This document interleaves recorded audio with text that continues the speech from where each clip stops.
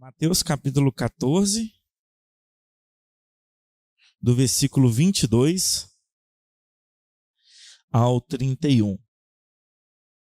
Beleza? Então vamos lá. Logo a seguir, compeliu Jesus os discípulos a embarcar e passar adiante dele para outro lado, enquanto ele despedia as multidões. E, despedidas as multidões, subiu ao monte a fim de orar sozinho. E caindo a tarde, lá estava ele, só. Entretanto, o barco já estava longe, a muitos estádios da terra, açoitados pelas ondas, porque o vento era contrário. Na quarta vigília da noite, aí nesse caso é entre 3 a 6 da madrugada, foi Jesus ter com eles andando por sobre o mar.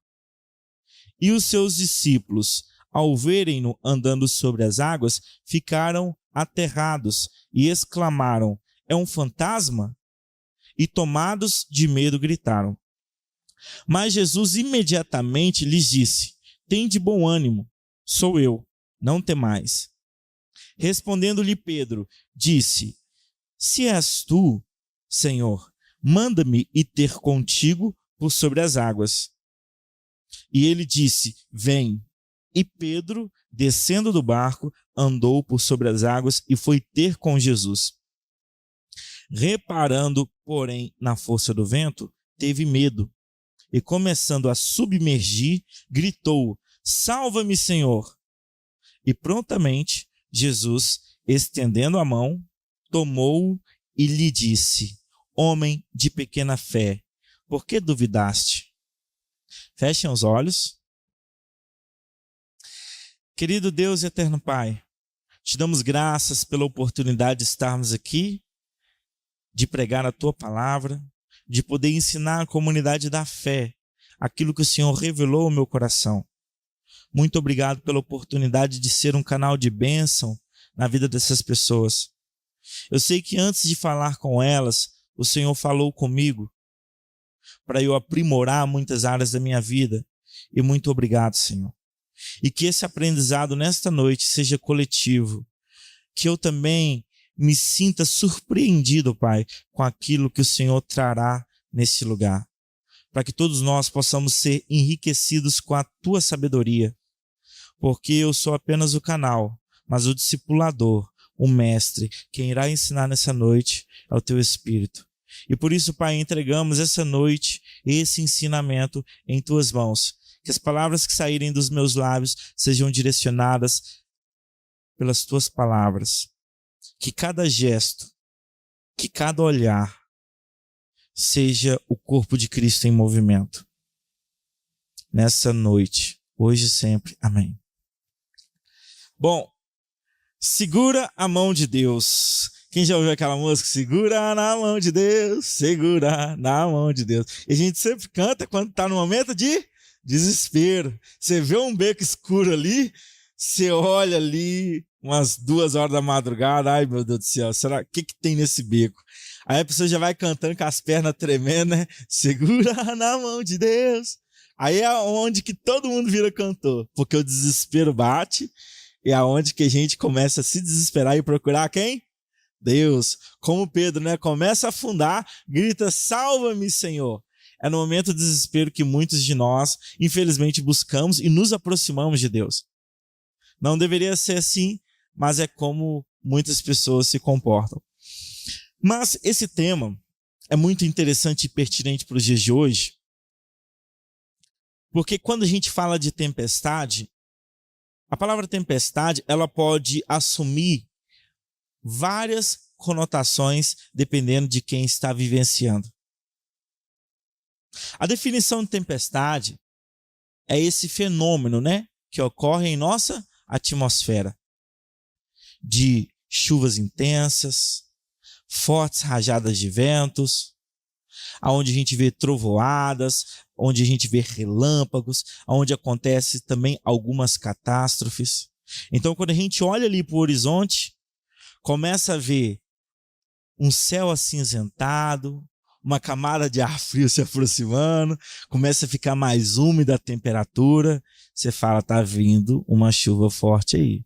E pode ser uma tempestade. Quando eu falo desse tema, me reporta também a um episódio que aconteceu na minha vida.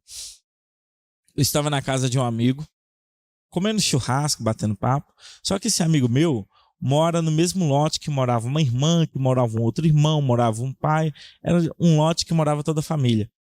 E estava chovendo, dando alguns trovões, como agora. E de repente, enquanto a gente conversava, começou um vento forte, uma chuva forte. E a casa dele era de laje, tudo tranquilo, então estava tudo tranquilo. A gente batendo papo e comendo churrasco. Só que começou a ficar mais forte ainda.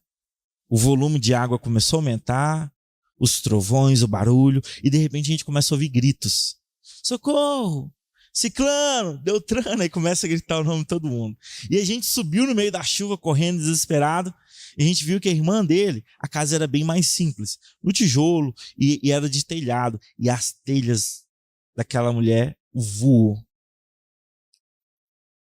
E ela e a filha dela desesperada, volume de água entrando, molhando o colchão, molhando TV, e ele sem saber o que fazer, e a gente começou a tirar móvel de um lado, colocar no outro, tentando dar assistência.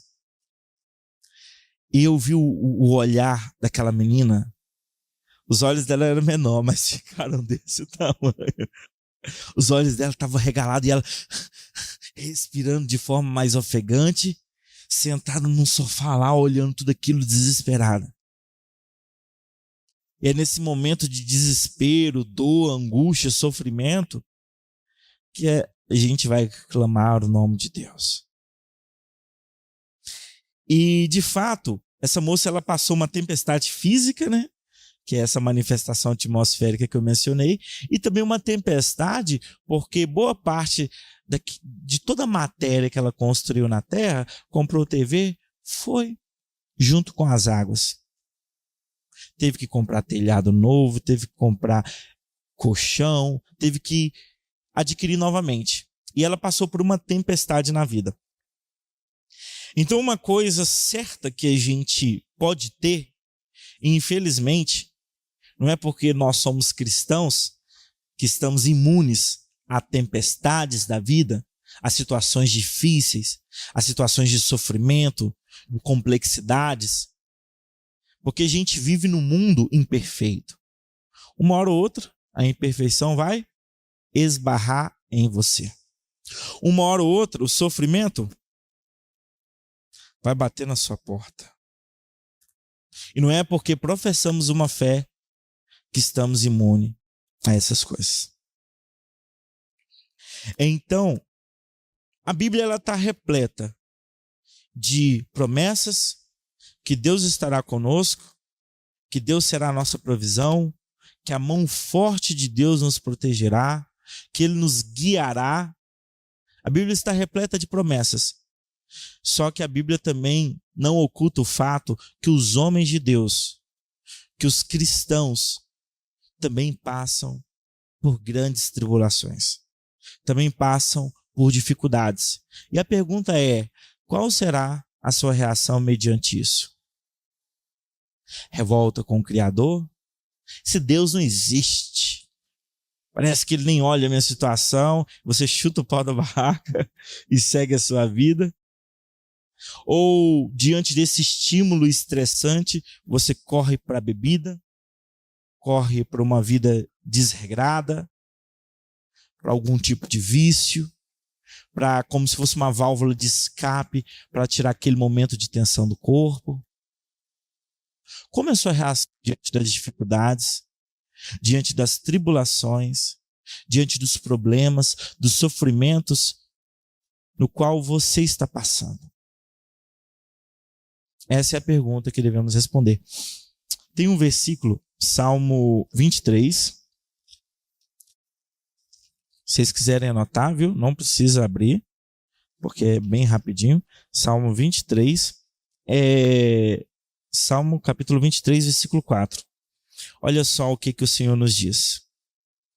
Ainda que eu ande pelo vale da sombra da morte, não temerei mal algum, porque tu estás comigo. O teu bordão e o teu cajado me consolam. Ainda que eu ande pelo vale da sombra da morte.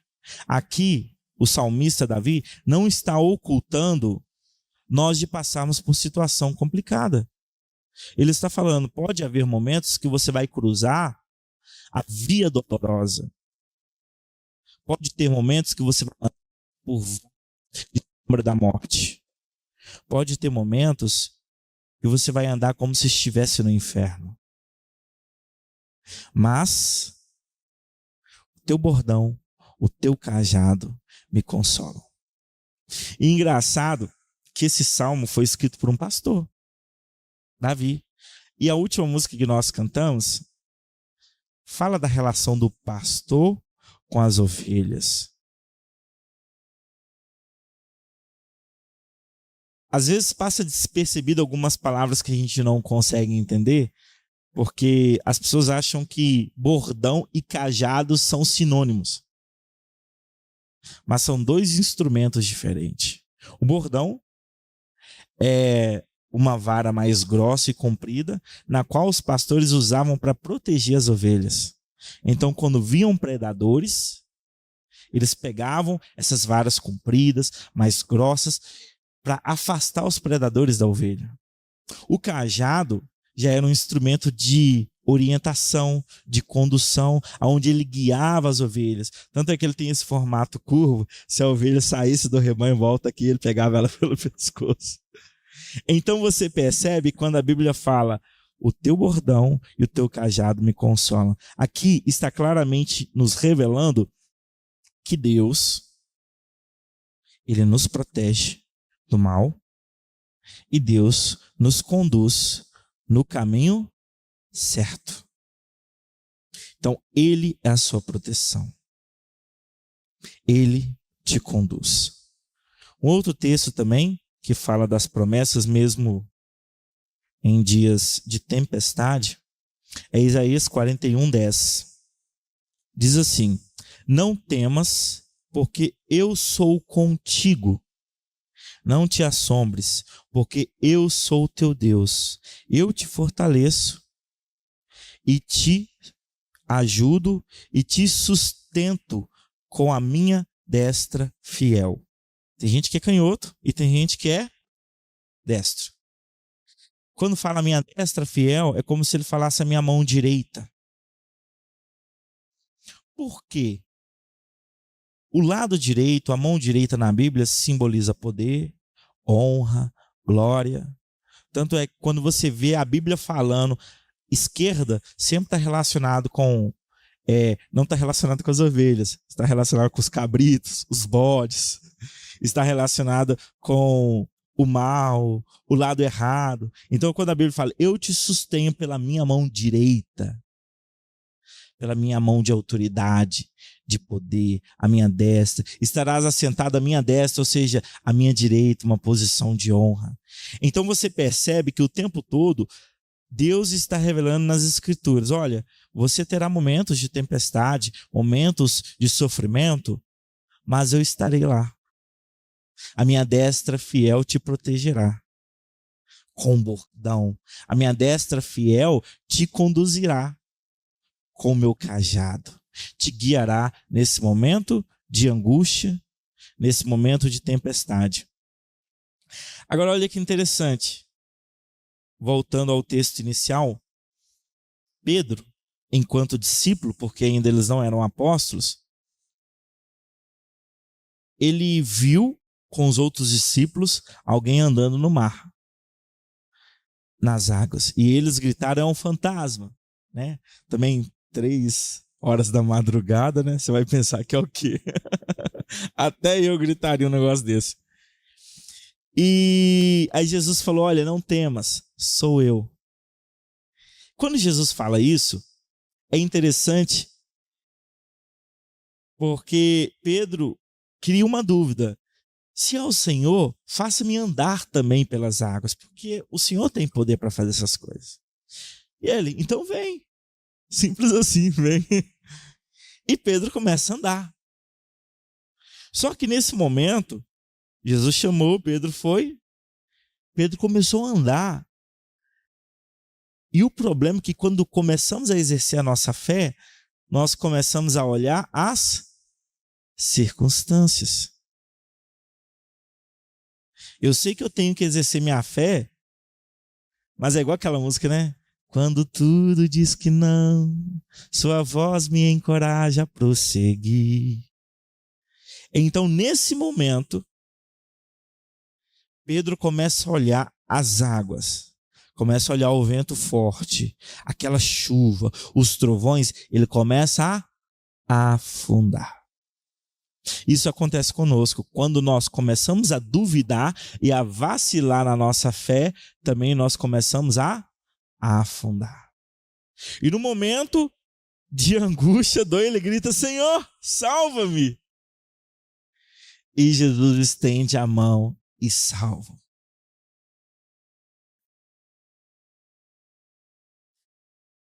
Aqui fica uma lição simples. Mesmo se você errar, mesmo se você duvidar, quando o bambu torcer para o seu lado, meu amigo, clama o nome do Senhor. Não deveria ser só neste momento, mas clame o nome do Senhor. Analisando essa história,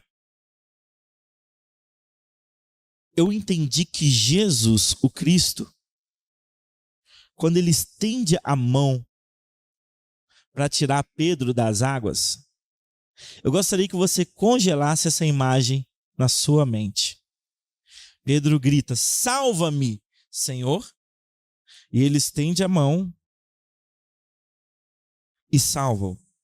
Congela essa imagem na sua memória, porque a gente vai citar uma passagem na Bíblia que Deus não pode estender as mãos para as pessoas.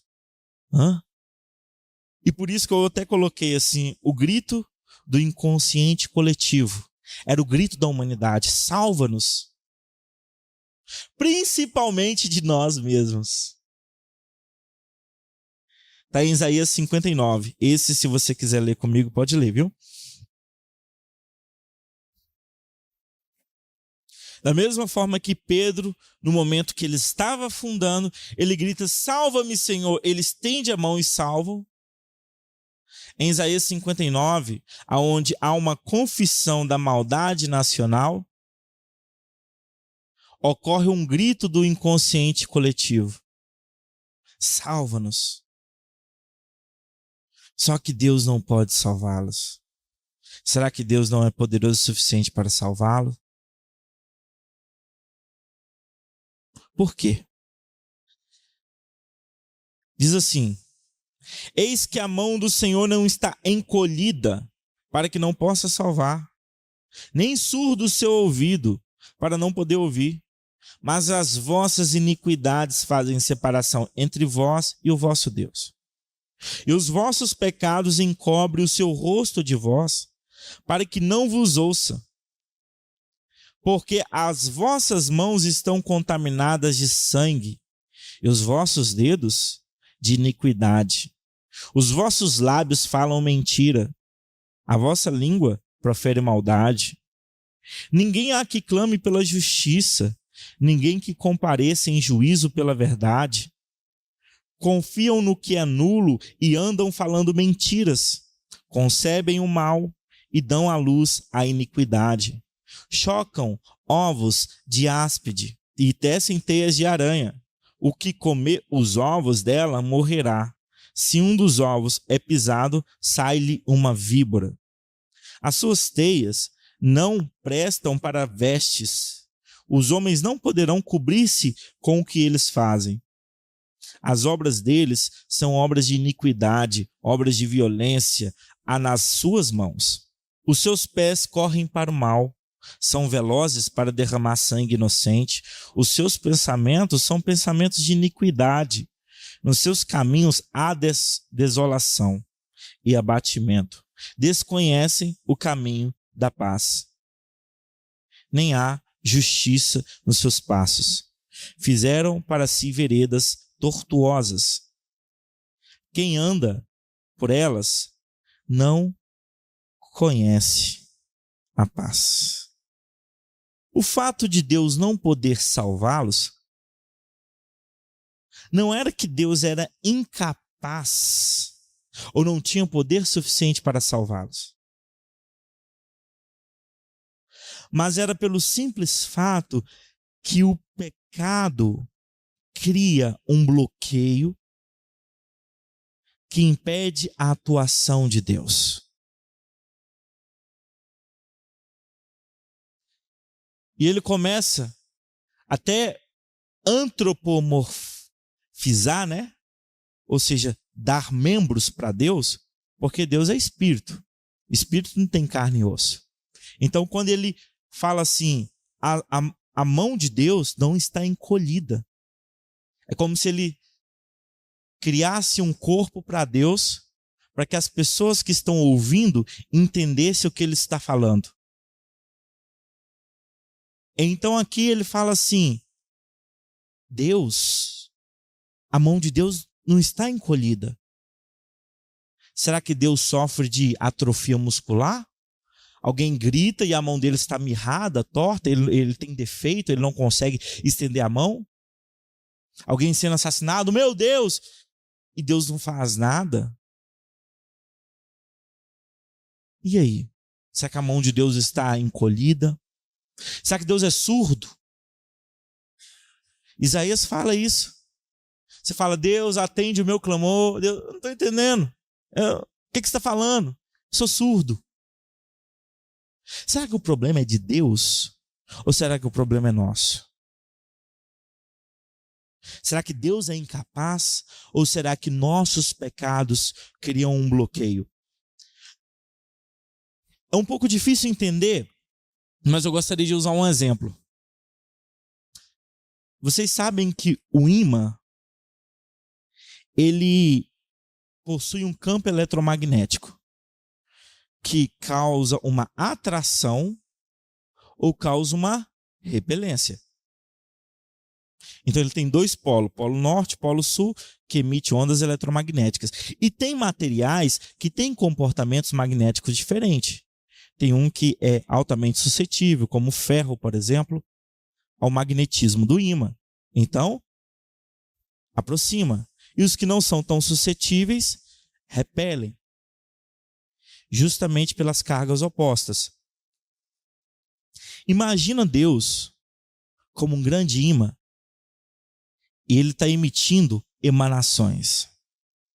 Emanações de verdade, emanações de amor, emanações de justiça. De Deus emana esse campo magnético. E quando a minha mentira está em encontro de Deus, ela não vai encontrar Deus. Ela vai encontrar a emanação de Deus. Porque até chegar a Deus, existe um campo eletromagnético enorme. Então, quando a minha mentira encontra a verdade, ela é destruída. Quando a minha injustiça encontra a justiça, ela se desfaz. Por isso que Deus, para não nos destruir, cria essa repelência. Então, olha o que ele fala. Por que eu não consigo pegar Deus? Falando de uma forma poética, claro. Porque as minhas mãos estão sujas de sangue. Por que eu não consigo tocar em Deus? Porque pelos meus dedos escorre a iniquidade. Ah, Mateus, é simples então. Vamos lavar nossas mãos, secar com pano, deixar tudo limpinho, para a gente poder encontrar e tocar em Deus. Não é tão fácil assim. Porque o sangue, a iniquidade, se tornou um com a minha mão. Eles se fundiram. Não há como separar um do outro, porque a minha mão já se tornou uma serva da iniquidade. Por que Deus não ouve o que eu falo? Porque meus lábios proferem mentira. A minha língua saliva pela maldade. Então é fácil. Vamos parar de falar mentira. Aí Deus começa a nos ouvir.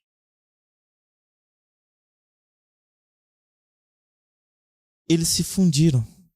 A minha boca e a mentira já não é a boca e a mentira. Eles são um. Se fundiram. Os meus lábios se fundiram. A minha língua se fundiu com a maldade. Os meus lábios se fundiu com a mentira. Não tem como desvencilhar. Eles são um só. Sabe quando você tem aquela vasilha, que aquela gordura está tão incrustada, você tem que ficar passando tempo porque o negócio incrustou, juntou, parece que se tornou um com a panela. É mais ou menos isso. O pecado era tanto praticado que se fundiu com a humanidade.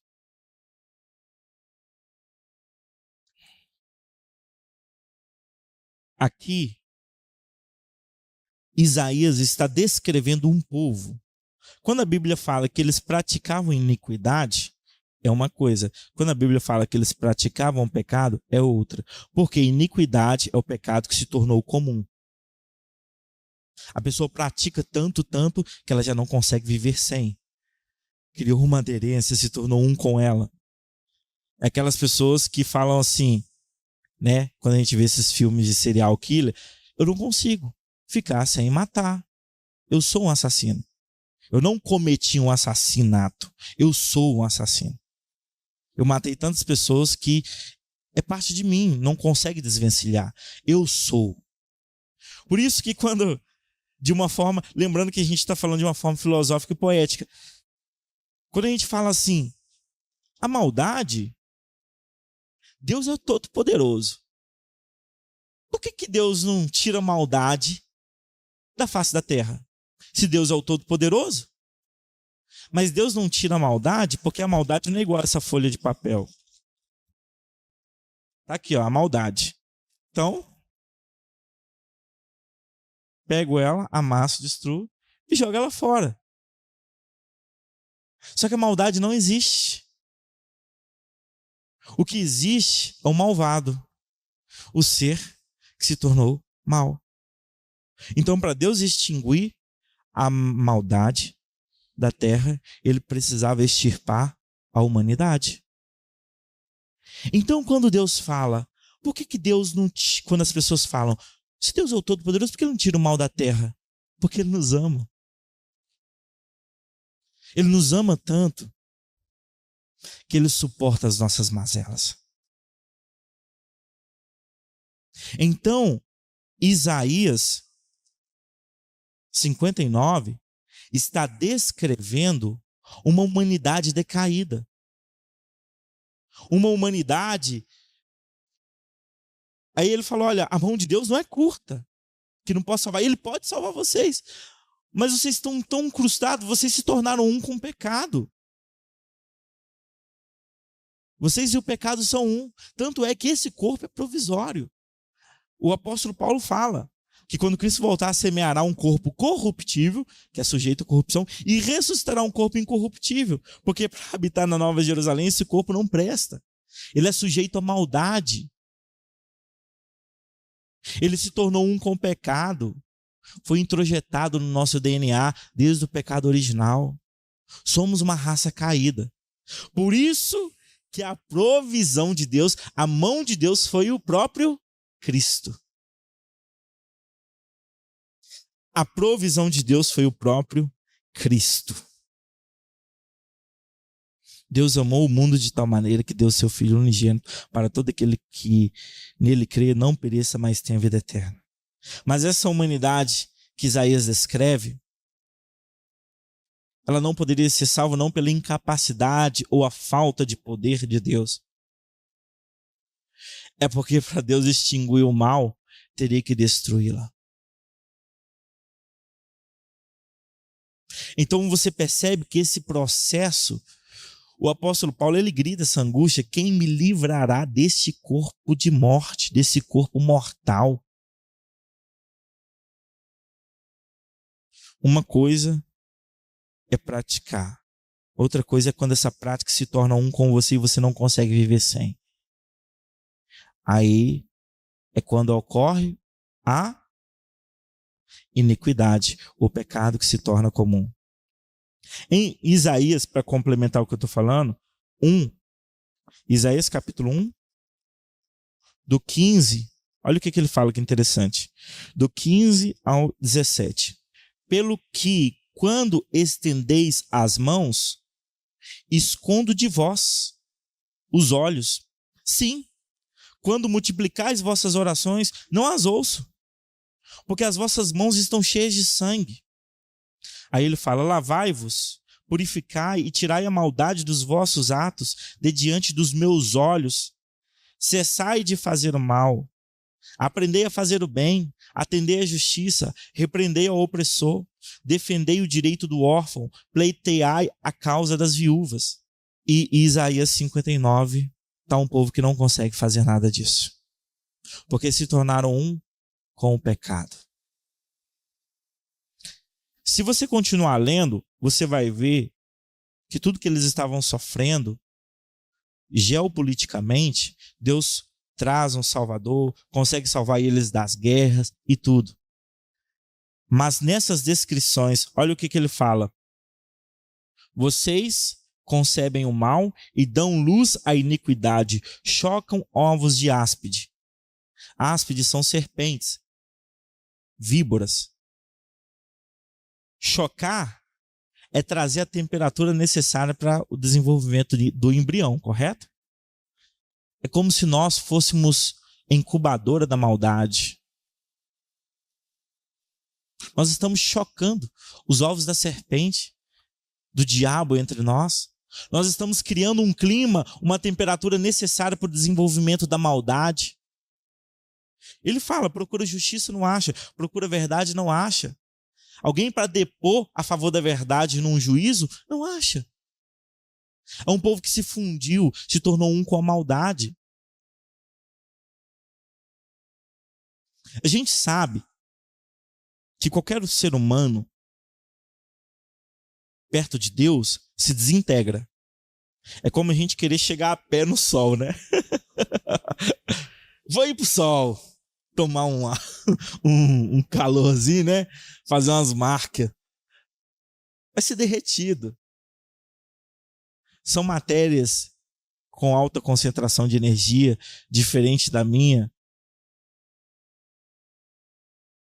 Então Deus, para ele se revelar a nós, ele tem que se esconder. Deus se revela na Bíblia. Um conjunto de 66 livros. Isso aqui é uma redução de quem Deus é. Porque ele teve que se reduzir, se demonstrar, se revelar em fatos históricos para isso ser escrito, para eu alimentar minha fé.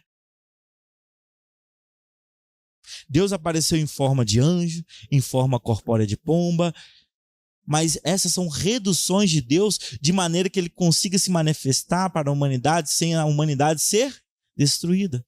Uma das provisões de Deus foi o próprio Cristo. Ele veio em forma humana. Tem uma frase que eu acho muito linda, que o maior feito da história humana não foi o homem pisar na lua, foi Deus pisar na terra. Isso eu acho fantástico. E é justamente isso. Deus, para ele ser captado e capturado pela nossa dimensão, ele precisou vir em forma humana. Foi uma redução de quem Deus é. Ah, você está falando que Jesus? Não. Jesus é o Deus que se faz na pessoa humana. Mas o próprio Filipenses fala, ele esvaziou de si mesmo e assumiu a forma humana. Ele esvaziou de sua glória, do seu poder, para ele se revelar a mim e a você. Então, todas as vezes, quando esse povo, eu não estou falando de nós hoje, mas esse povo, de Isaías 59, antes do Cristo vir se manifestar, orava, não tinha como as orações deles chegarem até Deus. Para eles ficar na presença de Deus, tinha que arrancar a boca, a língua e eles ficar mudo, porque nem santo eles poderiam dizer. Porque a boca, a mentira, a maldade eram uma só. Esse povo estava literalmente perdido. Por isso que quando eu falei, quando Pedro, salva-me, Senhor, que é o grito do inconsciente coletivo, estende a mão e Jesus estende a mão e salva ele, Jesus é a mão de Deus que salva a humanidade. Então Jesus estende a mão para nós. Aonde que ele estende a mão? Abra a Bíblia em João 3.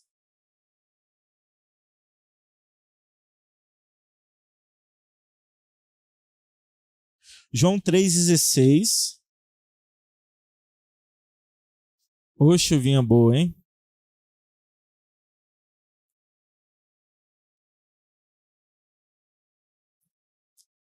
João 3,16.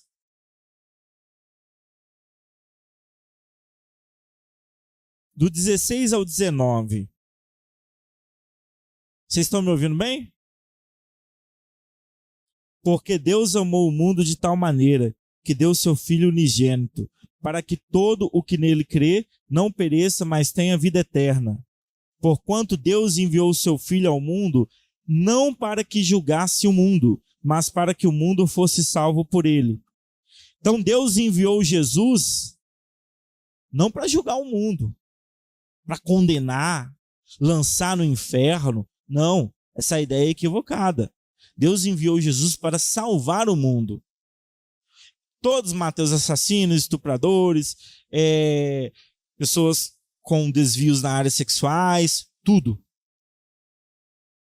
Dos ditos bons, que de bom não tem nada também, aos perversos que são identificados na sociedade. Todos. Então Jesus não veio julgar essas pessoas, veio salvá-las. Aí o 18 fala assim, ó, quem crê nele não é julgado. O que não crê já está julgado. Porquanto não crê no nome do unigênito Filho de Deus. O julgamento é este, que a luz veio ao mundo e os homens amaram mais as trevas do que a luz, porque as suas obras eram más. O que vai decidir se você é salvo ou não são a intenção das suas obras. Porque eu dar uma cesta básica para o irmão, eu posso ter um motivo escuso que ninguém sabe.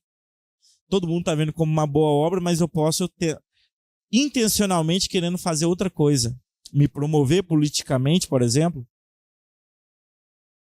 Então, quando Deus for colocar o ouro no fogo, é para saber se o ouro é puro ou se ele contém contaminações.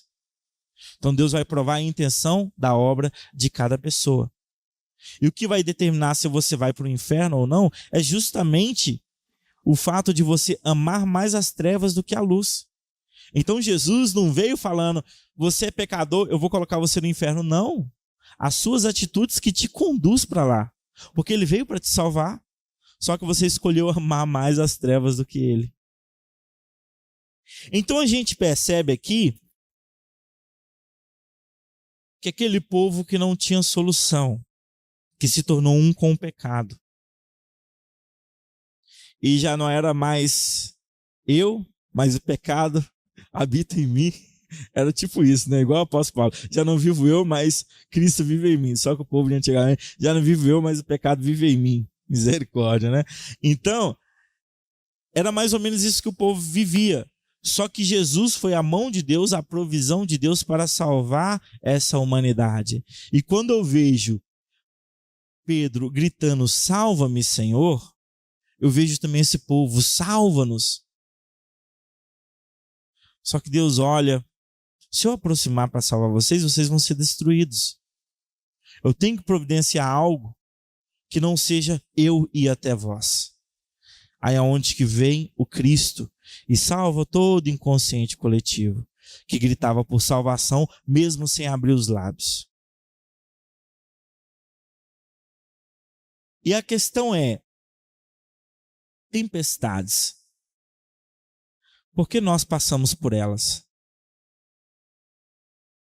Uma pessoa sábia dentre nós pode levantar, por causa do pecado. Aí estabelece uma relação de causa e efeito entre sofrimento e pecado. O irmão está passando sofrimento porque está em pecado, com certeza. É a doutrina que muitos crentes gostam de pronunciar. Pode ter relação? Pode. Mas não é a única e exclusiva causa. Por exemplo, Jó era um homem reto, que desviava do mal. E você viu a desgraceira que aconteceu na vida dele? Era por causa do pecado dele? Era um mistério mais profundo. A realidade era bem mais distante e profunda do que a gente imagina. Tinha a ver com os propósitos eternos de Deus. Tanto é que depois Deus restitui tudo a ele, mostra para ele que Deus sempre esteve no controle da história dele, independente do que estava acontecendo. E Deus fala: aonde estava você quando eu estava estabelecendo os fundamentos da terra? E faz 39 perguntas para Jó, que Jó não fazia a mínima ideia de como responder. E era considerado o homem mais sábio, mais rico, mais poderoso, de mais entendimento da terra naquela época. Mas a história de Davi mostra que antes dele ser rei, ele sofreu perseguição. Passou por uma tempestade. Só que depois que ele virou rei, ele passou por uma outra tempestade, só que aí já tinha a ver com o pecado dele. Ele adulterou com Betseba e depois a espada de Deus não saiu da causa dele. Tanto é que o primeiro filho que ele teve com ela morreu. E depois o filho perseguiu o pai, deitou com todas as esposas que o pai tinha, com o intuito de puni-lo. Então a gente vê que na história de Davi cabe essa questão de causa e efeito. Só que, por exemplo, na história de José do Egito, ele sofre, mas a Bíblia não relata que aquele sofrimento estava relacionado a um pecado, mas estava qualificando ele para uma obra melhor. Então o sofrimento e a tempestade podem manifestar na nossa vida para te qualificar e tornar uma pessoa melhor. Uma segunda possibilidade é o que diz em Romanos 5.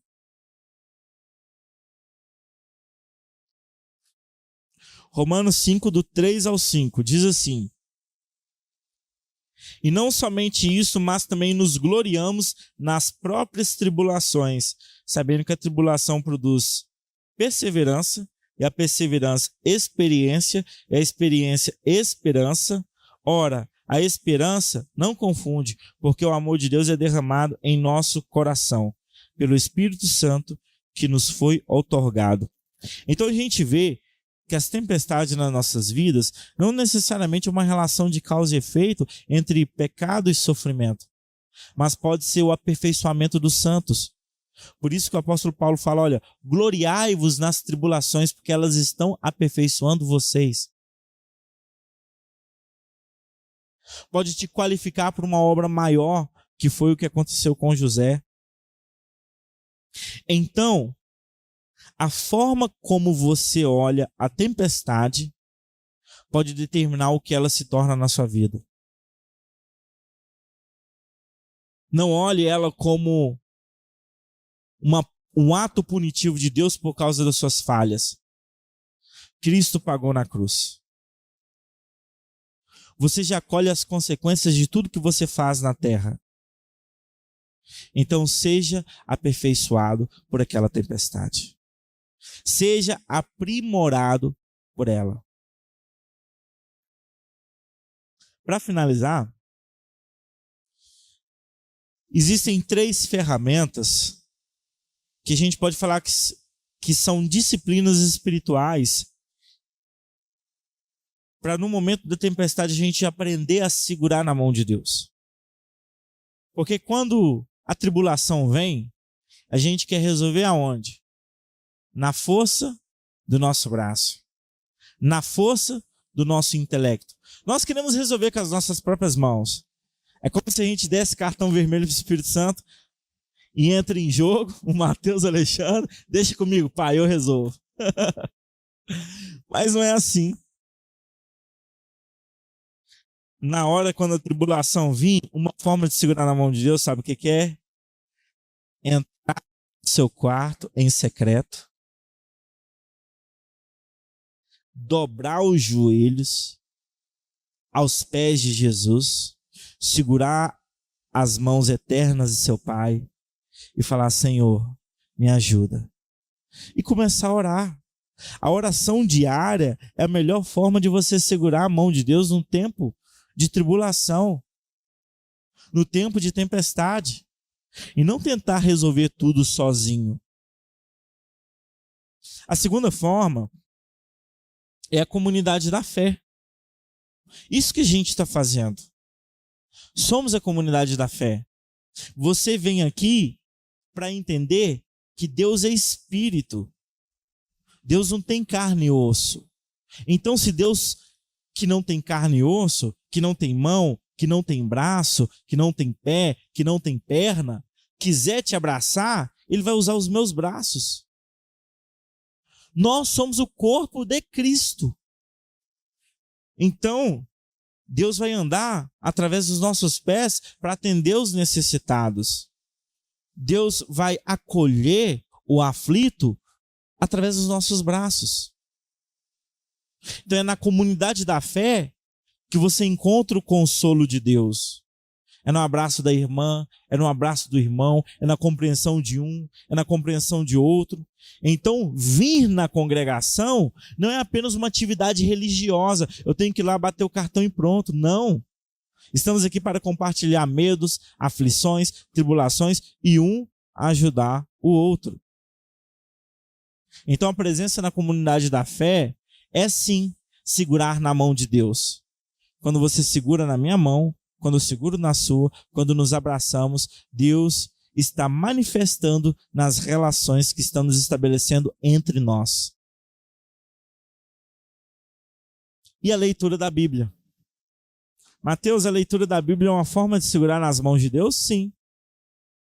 Porque na leitura da Bíblia, você está tendo um encontro com Deus na revelação das Sagradas Escrituras. E toda vez quando você lê também em oração, falando: Deus, segura na minha mão. Que essa leitura entre na minha mente, me convença da verdade, para que eu sempre ande de mãos dadas com o Senhor. E é na Bíblia que você vai ver histórias de como a mão forte de Deus resgatou o povo de Israel. Como a mão forte de Deus guiou o povo no deserto. Como a poderosa mão de Deus os conduziu, os confortou, foi refúgio, foi fortaleza. Então, essas 3 disciplinas espirituais, oração diária, ir na comunidade da fé e leitura da palavra, são formas de diariamente estarmos segurando as mãos de Deus. Amém? Feche os olhos.